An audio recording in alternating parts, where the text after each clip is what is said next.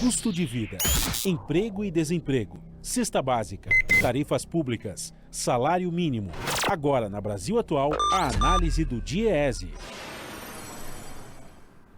No Jornal Brasil Atual, a participação de Fausto Augusto Júnior, diretor técnico do DIEESE. Bom dia, Fausto, muito bem-vindo. Bom dia, Glauco. Bom dia a todos. Bom dia, Rafael. Hoje é o Rafael que está aqui com a gente. Bom dia, Rafael. Bom dia, bom dia. Sempre é o Glauco normal que a gente confunda mesmo. A gente dá uma confundadazinha. Mas a gente vai falar com o Fausto sobre a apresentação da PEC da transição, né, da semana passada. Geraldo Alckmin já apresentou e o presidente Lula também.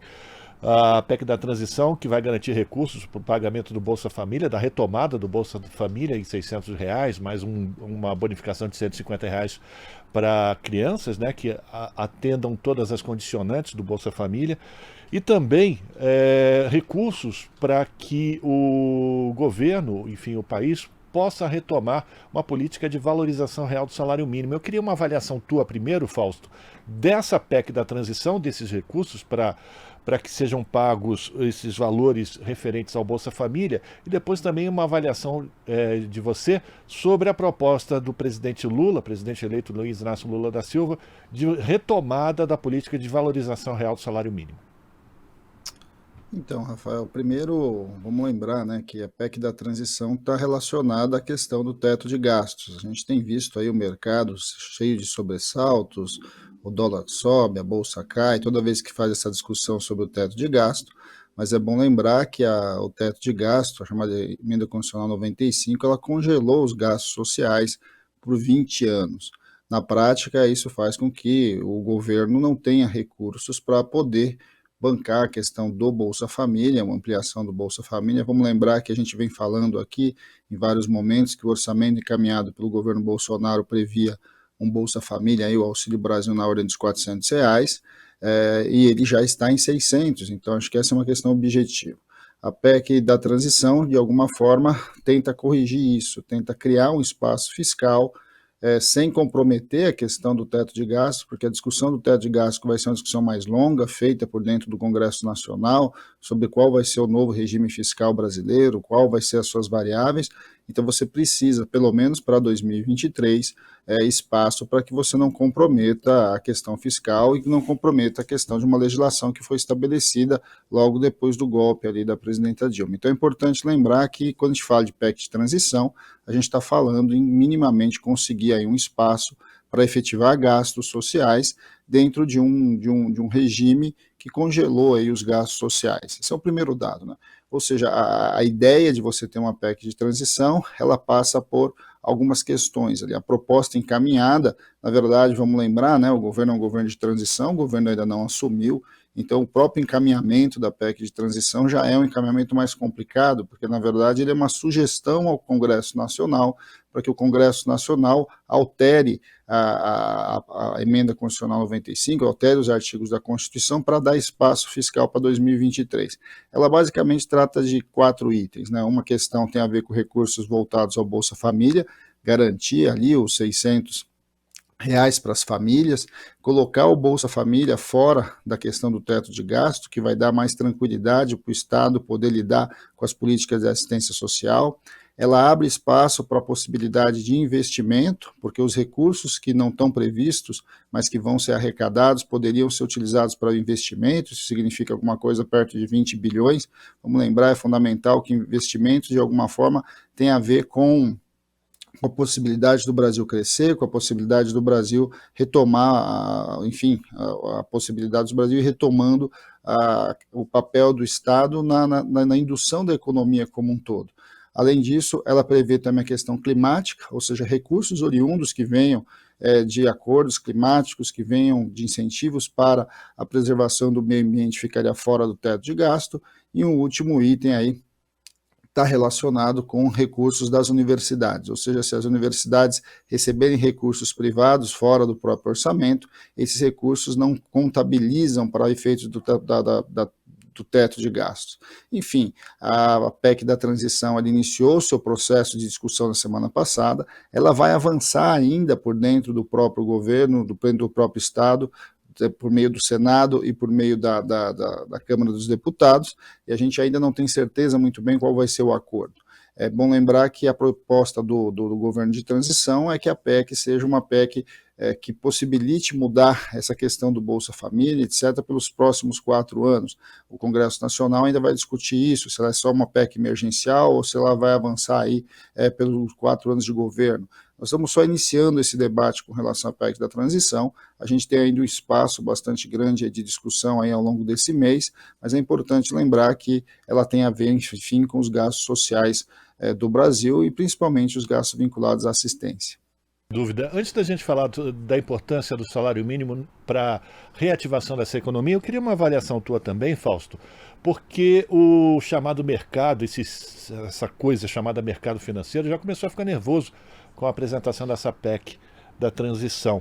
E eu lembro que o último dado que eu consegui levantar, até maio deste ano, em 12 meses, até maio deste ano, foram pagos mais de 500 bilhões de reais para o mercado financeiro de juros da dívida no país. É por isso que o mercado fica tão nervoso, ele quer o dinheiro só para ele? Então, Rafael, a gente tem esse debate aí bastante importante de o que é o chamado mercado, né? Na verdade, esse mercado que se fala tanto, nós estamos falando do mercado financeiro.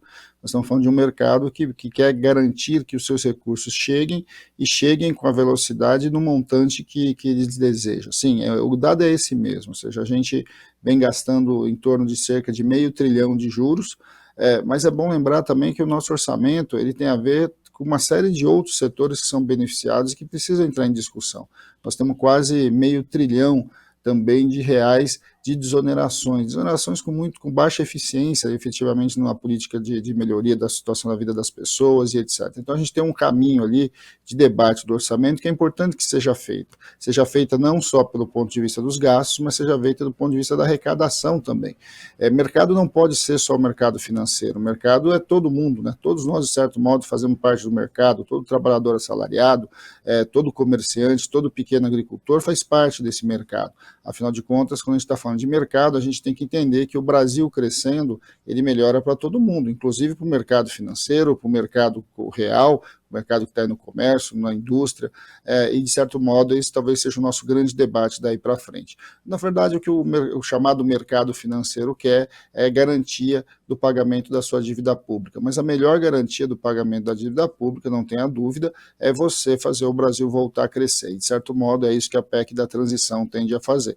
É isso que, por exemplo, a volta da política de valorização do salário mínimo ajuda, porque ela coloca recursos na base. Se de um lado a volta do Bolsa Família, a manutenção dos R$600 e a valorização do salário mínimo vão possibilitar colocar recursos na base da pirâmide, e colocando recursos na base da pirâmide você incentiva tanto o comércio quanto a produção local, as economias locais nas diversas regiões, e de alguma forma tudo isso vai fazendo que a gente volte a ter um círculo virtuoso na economia, em que o pobre compra mais, o comércio vende, a indústria fabrica, e de alguma forma você vai avançando na nossa economia, que ficou bastante combalida a partir de todas as decisões do atual governo e da própria pandemia. Então, quando a gente olha para esse cenário, a política de valorização do salário mínimo é bastante importante, porque ela atinge camadas bastante significativas da população, ela pega todos os aposentados, os trabalhadores ativos, né, que ganham o salário mínimo,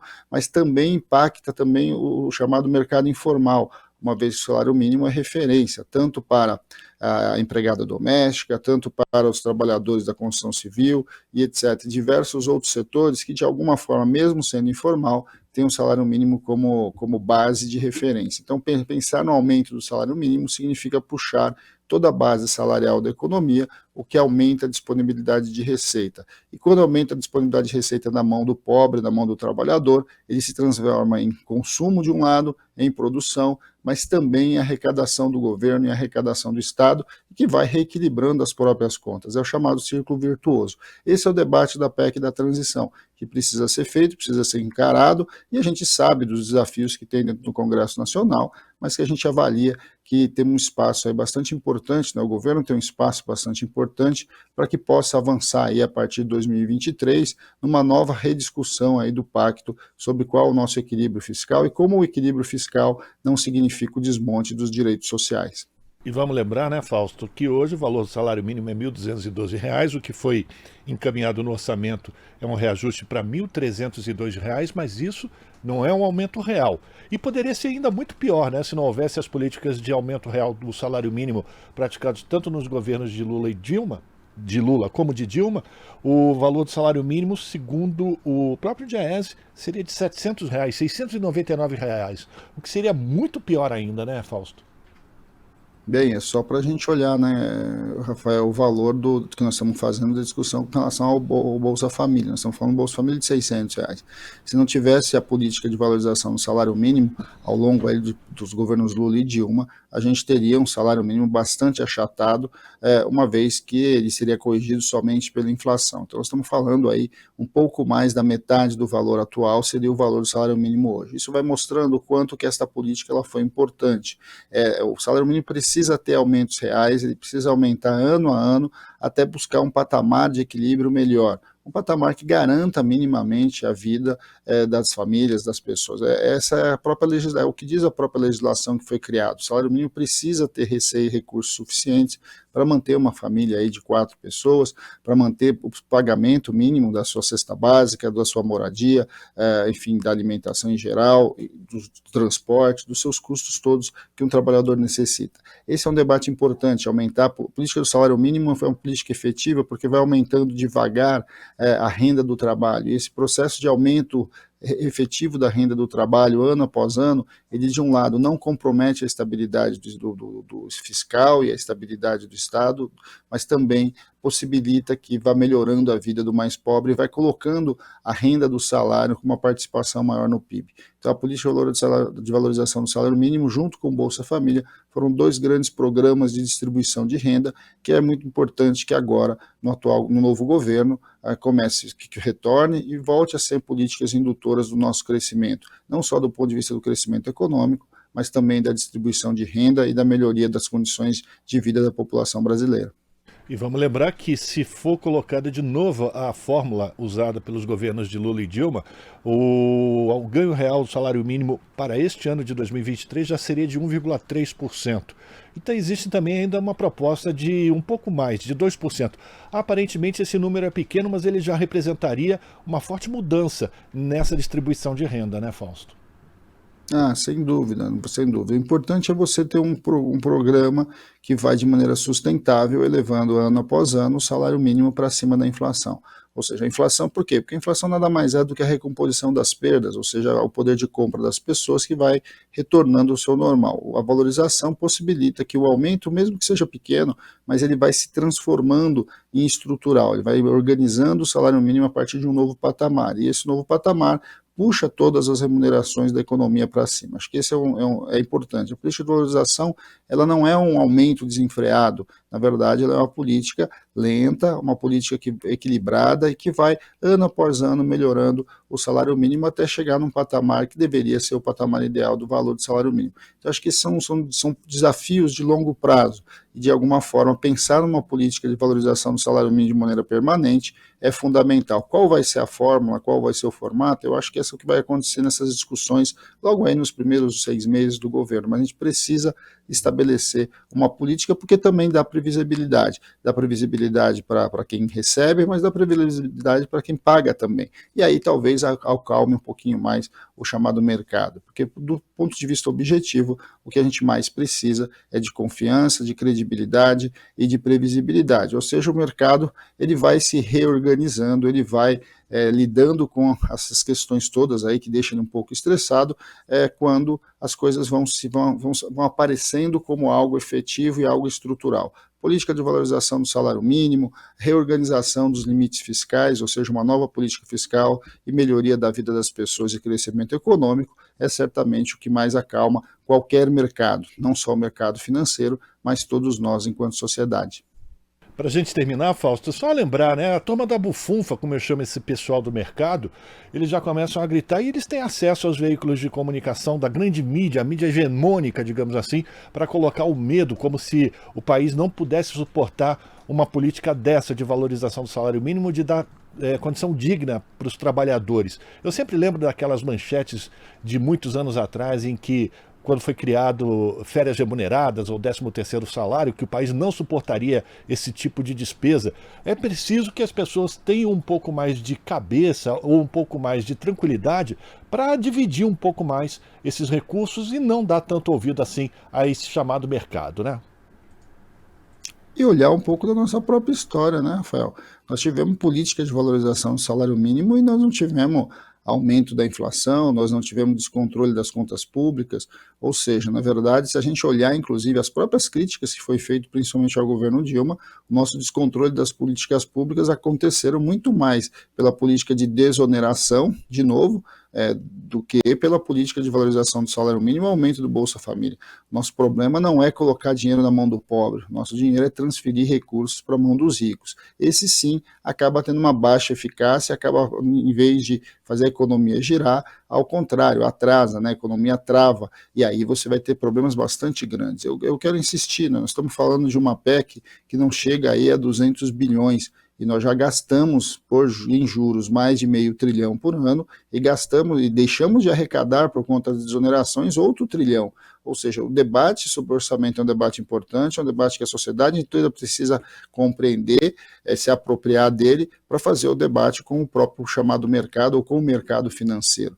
A discussão não tem a ver com relação a qual pressão ou qual segurança você vai ter. O que garante estabilidade para a economia é crescimento econômico, e de alguma forma eu acho que é isso que a gente tem que buscar. E buscar a partir de uma política que, de um lado, beneficie sim a produção, o comércio, todo o chamado mercado, mas também beneficie o mais pobre e garanta sustentação e melhoria de vida real das pessoas.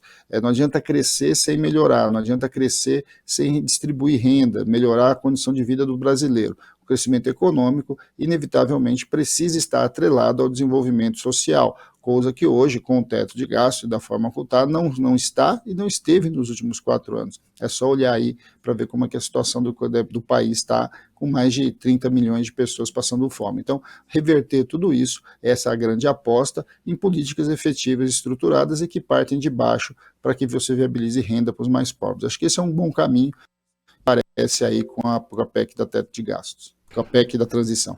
Agradecer a participação de Fausto Augusto Júnior, diretor técnico do Diese aqui no Jornal Brasil Atual. Forte abraço para você, Fausto.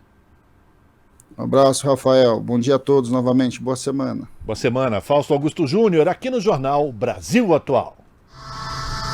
Estamos apresentando Jornal Brasil Atual. As notícias que os outros não dão.